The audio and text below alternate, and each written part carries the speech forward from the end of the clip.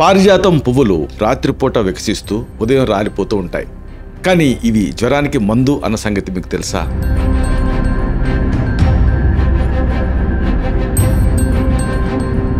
పారిజాతం ఆకులు చాలా చేదుగా ఉంటాయి, కానీ కడుపులో పురుగుల్ని అంతం చేస్తాయి.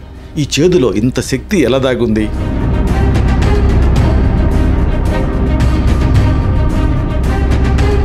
మోకాళ్ళ నొప్పులు, నడుము నొప్పి తగ్గించడానికి పారిజాతం బాగా పనిచేస్తుంది. ఒక సాధారణ ఆకు ఇంత అద్భుతంగా నొప్పిని ఎలా తగ్గిస్తుందో ఎప్పుడన్నా ఆలోచించారా?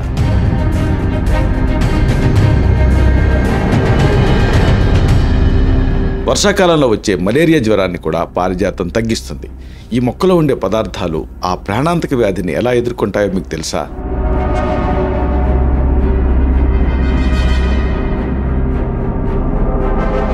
ఈ మొత్తం విషయాల్ని మనం ఒక వీడియోలో చెప్పుకున్నాం. ఆ లింక్ని కింద ఇస్తున్నాను. దీన్ని మీరు క్లిక్ చేయడం ద్వారా ఈ మొత్తం సమాచారాన్ని మీరు చూడొచ్చు.